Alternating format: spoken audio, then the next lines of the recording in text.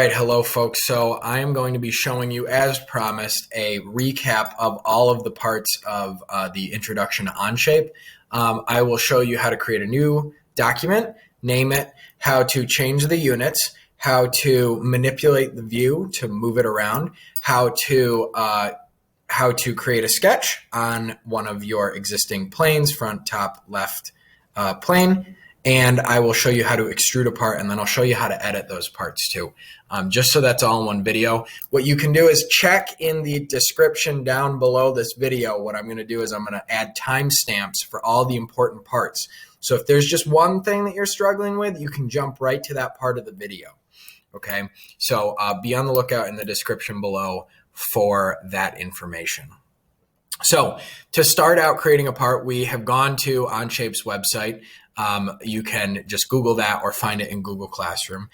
To create a part, we're going to click the blue Create button and select Document.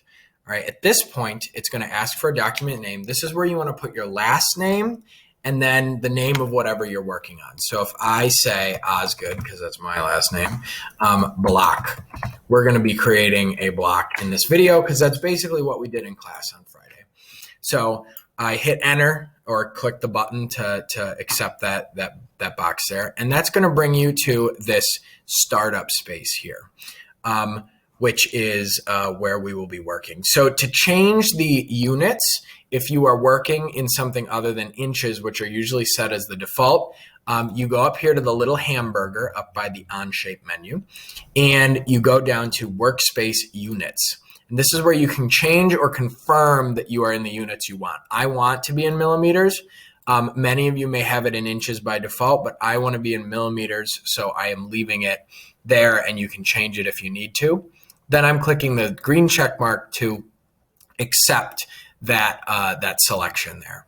Now we can actually get into the part where we're going to be drawing some things. So if I want to create a sketch, there are two ways to do it. They're both kind of the same thing. The idea is to create a sketch, you need to both tell Onshape that you want to make a sketch, and you need to pick a plane to put it on. So what I'm going to do is I'm going to click the sketch button, and it's going to say, hey, select a sketch plane. So it tells me right here. I can hover until something turns orange and lights up, and that will create a sketch on whatever I'm clicking on. So I'm going to click front plane right there. The other possible way you can do this, so let me just cancel this, is instead you can click the plane first so it lights up orange, then click sketch. So whichever order you prefer, those are the possible options, and those are different ways that I show people. So the next thing to do is we're actually going to add some geometry. We're going to add a profile, which is a closed shape of some kind to this. And the way I'm going to do that is I'm going to click the corner rectangle tool. And we have lots of options for rectangles here. There's actually a center and a corner.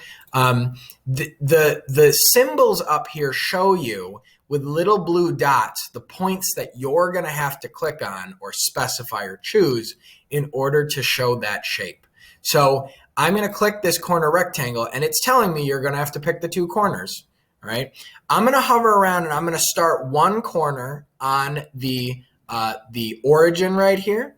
And the way this works is we click one time. So I'm not clicking and dragging. I'm clicking one click, and then I am moving my mouse away. And if you look at my mouse, my finger's not on there anymore. That corner of the rectangle is stuck to my cursor. So I can move that where I need to, and then click again. If you are using a trackpad, you are going to have to click and drag with the trackpad. So that will be the case on a Chromebook. The next thing we're going to do is we're going to dimension this rectangle. So I'm going to click on the dimension tool right here. I don't have to unselect the rectangle tool. It goes away automatically. And I'm going to hover around until I see that one of my lines is lit up that represents the side of the rectangle.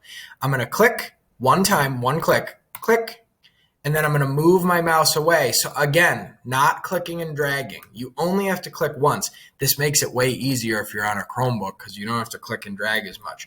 So click once, and then I'm going to click again. So I clicked when I said again, and that is sort of stamping down that number. And let's just, for fun, I'm going to just type 100 millimeters in here. This will be whatever measurement that you need to do for the toy that you're making based on your sketches from class. Then I want to set the length of this line right here. So I'm going to hover till it's orange, one click, move my mouse away, another click. I don't know if you can hear the clicks. There we go. And then I'm going to make this 50 millimeters. And the units are automatic because we set them at the beginning. So great. Now I have this shape right here. I'm going to click the green check mark to accept that sketch. So that sketch is now kind of like we sort of set the pencil down and the sketch is there, but we're not working on it anymore. And we see it. It's over here in the feature browser. And if I hover over that, look at that, it lights up. Similarly, if I click on a part of the line, the sketch lights up over there. So these two things, that symbol on the left and the actual geometry or lines out here in the workspace are tied together. They're linked to each other. So the next step now is to extrude this thing. So this is how we're going to add the 3D shape to this. So I'm going to click the extrude button. And using the default settings here, again, much like picking a sketch, I need to say, hey, I want to extrude, and then I need to tell it what I want to extrude. Just like how picking the sketch, we click the sketch button and then selected a plane. So it's saying, hey, pick a face or a sketch region to extrude. Well, look at this. This is a sketch region right here. It lights up when I hover over it. I'm going to click it and bam. All right. Now I have this distance here. You can drag it. But what I would recommend is that you type your number in here because you want things to be exact. Don't try to drag this thing until it says the number you want. Just go in here and type the number. So I'm going to make this 100 millimeters deep. And then, again, I'll click the green check mark to accept. So there's a theme here. You always click that green check mark when you're ready to be done. And if I decide, hey, I want to edit one of these again, I actually wanted it to be like 75 millimeters. I can right click on it. So that's the right mouse button on a mouse. And if you're on a Chromebook, that's a 2-finger click. So I'm going to right click or 2-finger click, and then I'm going to go to edit. And that is going to let me go in here and I can say, actually, I wanted that to be 75 millimeters. And I want that to be changed, and I want to accept that. And you know what? I want to make that that sketch smaller too. So I'm going to right click and edit. And now I can double click on any of my existing dimensions, and maybe I want to make this 75 and I want to make this 25. So double click, 25. Boom. Okay. And watch this. When I click the check mark, it's going to update everything, including the stuff that I did after I made the sketch. So there we go. We now have that thinner shape there. So these are the basic ways that you're going to operate anything in SolidWorks. And the last little piece of this is manipulating the view. So when I say manipulating, I mean changing the angle that we're looking at things from. So one big part of that is to pan. All right. In order to pan, you are going to hold Control, which is a button down here on your keyboard. I can't show you because the camera won't reach down there. But the Control button, CTRL, is at the lower left corner of your keyboard. And if you hold that and you click and drag with the right mouse button, or on a Chromebook, click and drag with 2 fingers while holding the Control button, it's going to slide everything around on the screen. All right. That's one way to move the view. We can also scroll with a scroll wheel if we have a mouse, or use 2 fingers on the keyboard to scroll.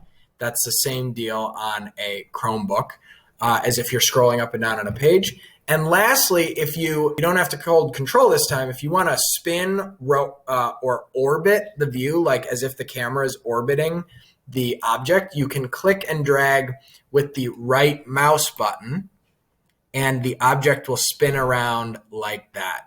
So there are a lot of different ways to manipulate the view. And if you get this thing real messed up and you're like, wow, I have no idea where I am anymore, I'm totally lost, there is a saving grace over here in this little camera and render options button, which is like this little cube. You click it, there's a drop-down menu, and you click isometric. It's going to take you right back to the normal view that you want to be in. So I'm going to click that. Boom. right back to a view that we're familiar with. And really any of these top ones will work. They're all slightly different angles, but isometric is just at the top, so it's easy. But that will kind of save you and bring you back to where you started so that things don't look super crazy anymore. So those are the main ways in SolidWorks that we can create a part. So we create a new in this video, we created a new document. We set the units to millimeters through the hamburger up here and workspace units. We created a sketch on the front plane and we drew a rectangle on it. We added dimensions to the rectangle to lock in the width and the height.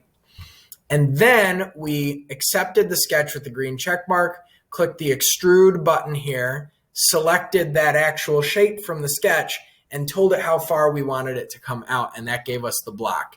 Then we changed the size of the block by right-clicking on the different sketches and features over here and choosing Edit to be able to go back in and change the different parts of those features over here in the feature browser. And we were able to change the sizes of these different dimensions, the depth, the height, and the width, by changing those dimensions and changing the things in the dialog box. So I'm going to click X now to cancel that so I don't accidentally save a change. And those are some of the basics of SolidWorks.